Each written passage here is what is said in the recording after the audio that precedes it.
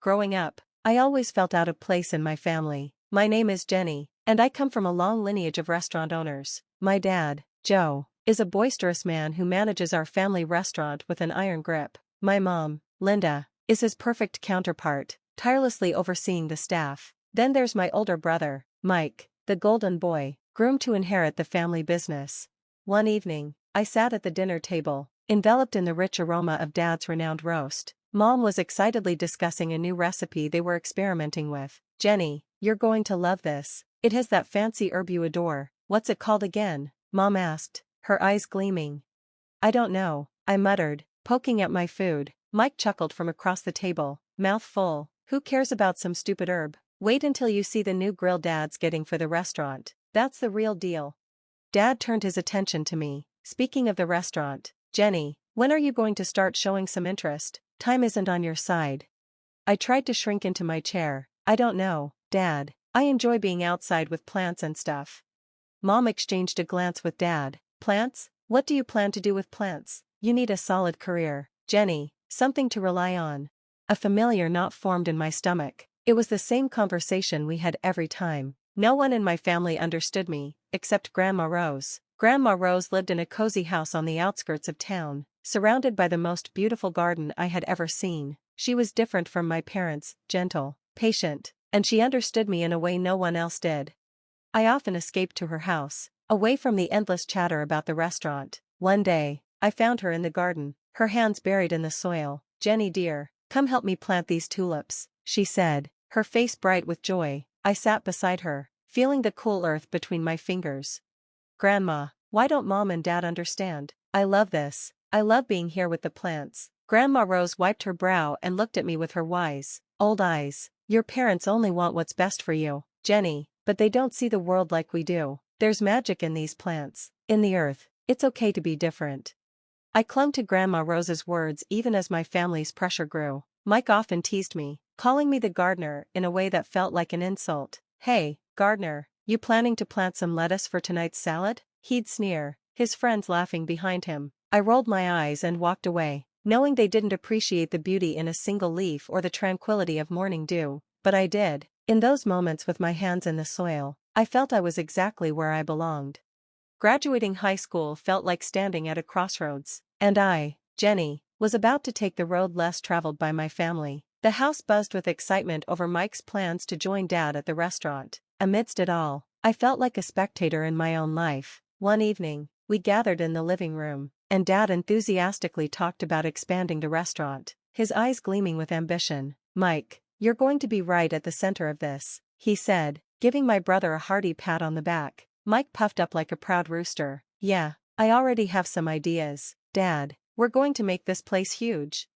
I sat there fiddling with a loose thread on the couch, feeling invisible. Mom suddenly turned to me, her voice sharp, like she was waking me from a daydream. "And what about you, Jenny? Ready to step up? You could manage the front desk, learn the ropes." I took a deep breath. It was now or never. "Actually, I'm not going to work at the restaurant. I'm going to study landscaping," I said, my voice barely above a whisper. The room fell silent. Dad's face flushed a deep red. "Landscaping? What now?" he barked. "That's not a career for you. You're part of this family, and the restaurant is our legacy."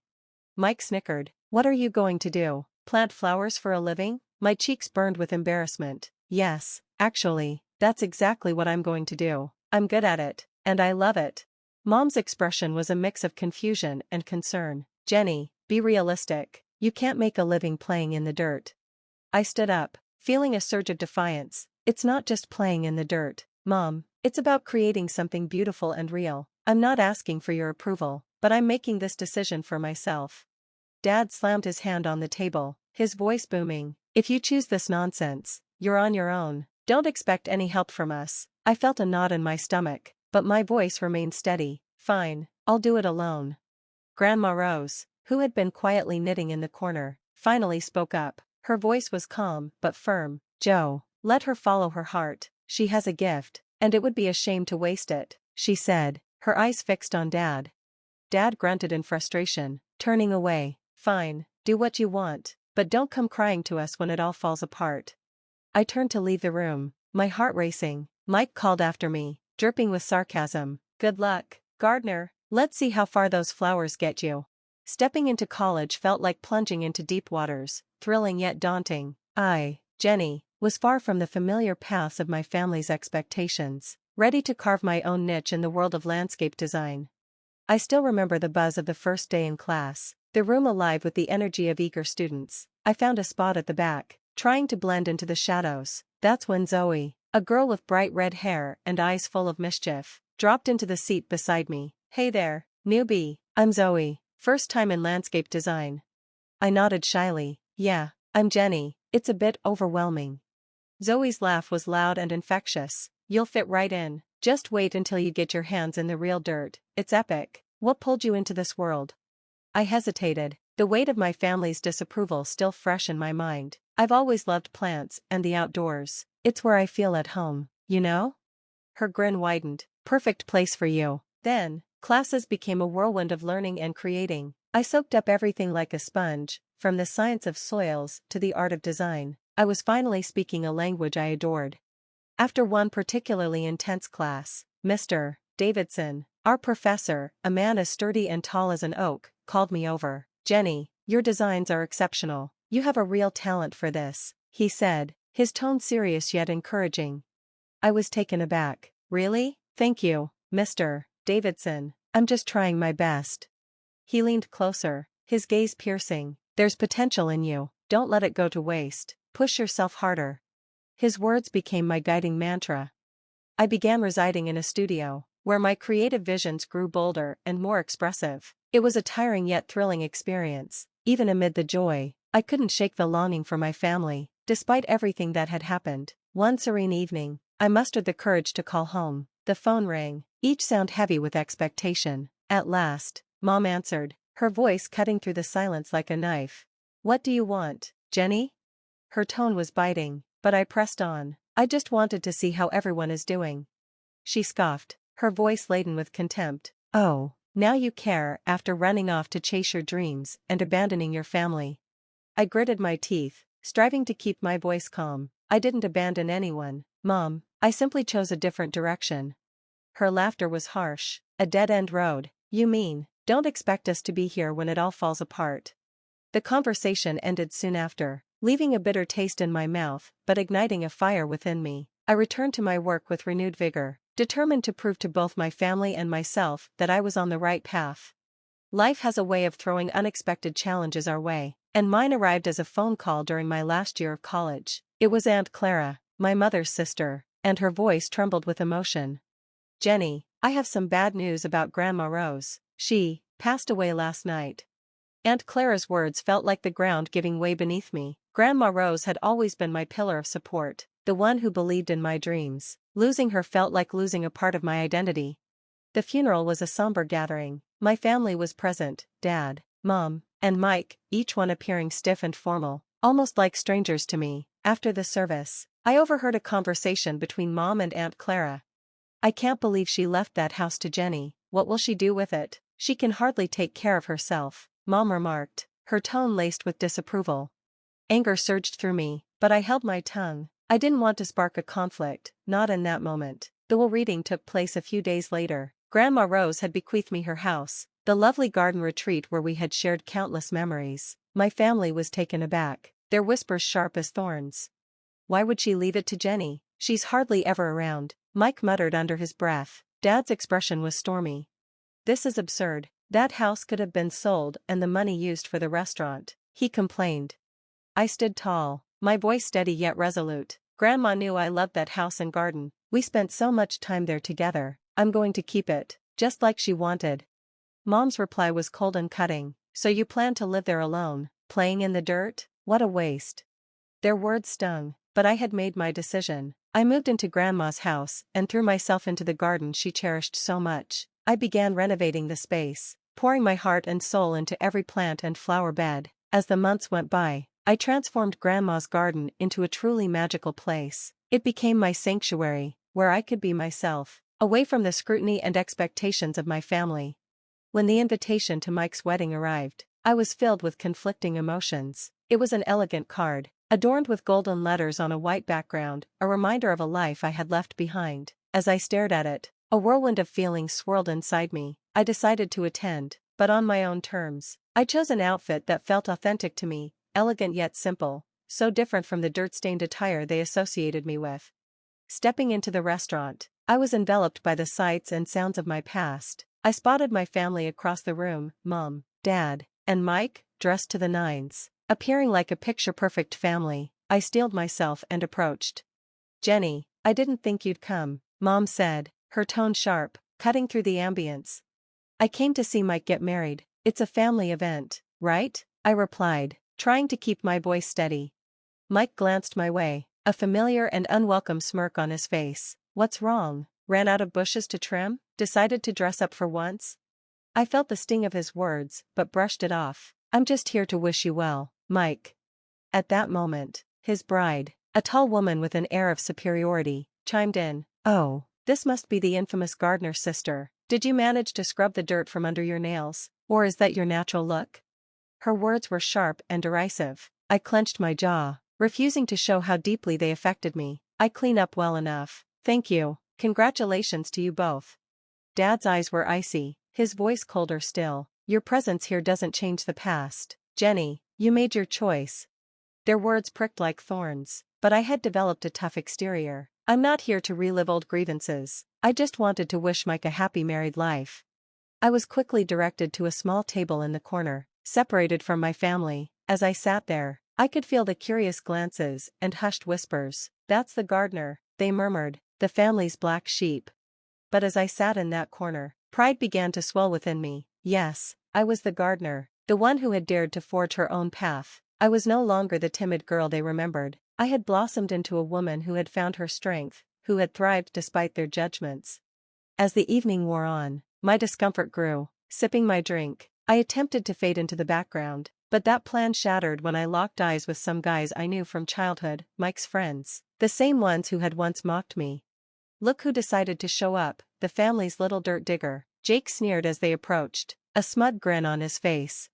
I inhaled deeply, bracing myself. "Actually, it's landscape designer, but I wouldn't expect you to grasp the distinction."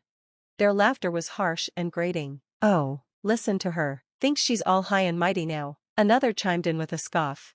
I held back a sharp retort, my hands clenching under the table. "I've worked hard for my success. My career is more than just playing in the dirt."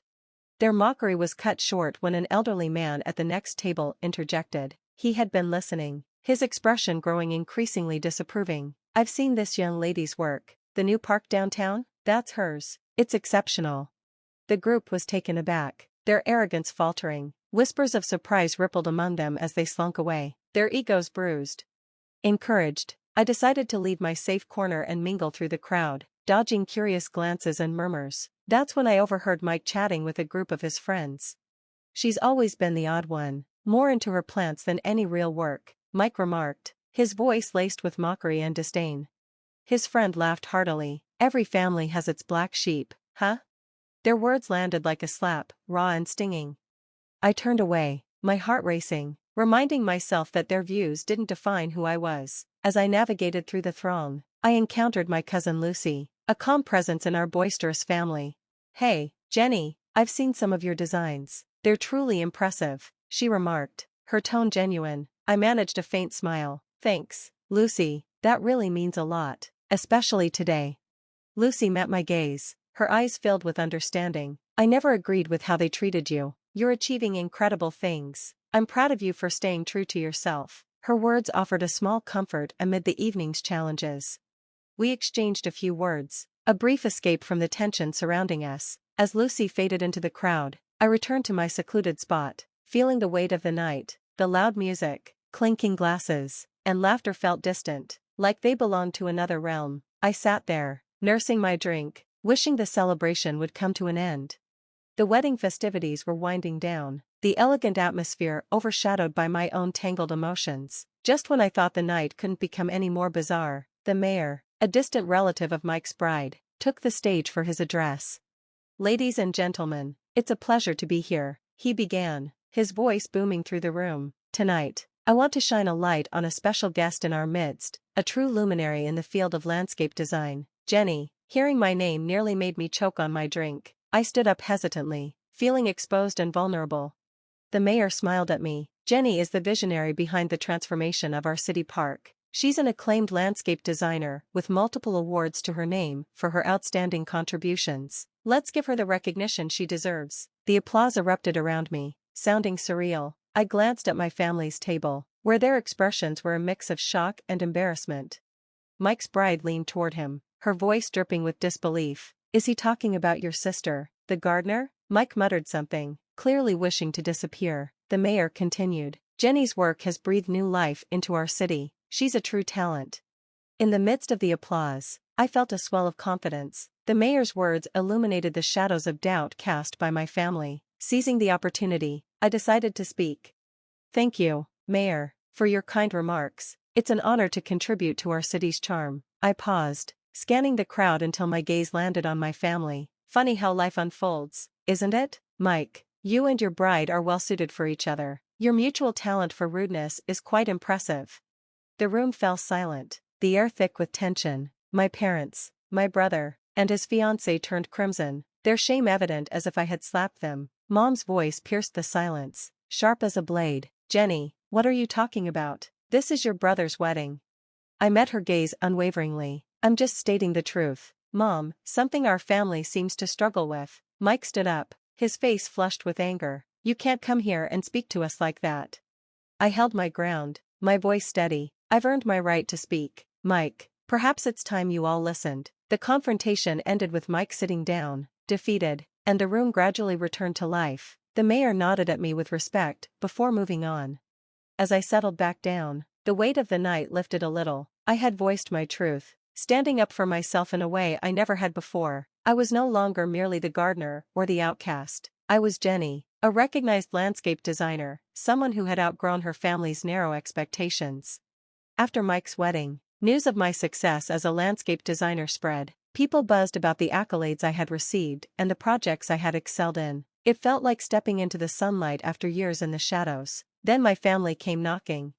One afternoon, as I was engrossed in sketching a new garden design, my phone rang. It was Mom. Her voice had an unnaturally sweet tone. Jenny, sweetheart, we've been hearing so much about your work. Your father and I are so proud of you, she said. I raised an eyebrow. Really? That's quite a change of heart. There was a brief silence. We thought maybe you could come over. We'd love to see you and catch up.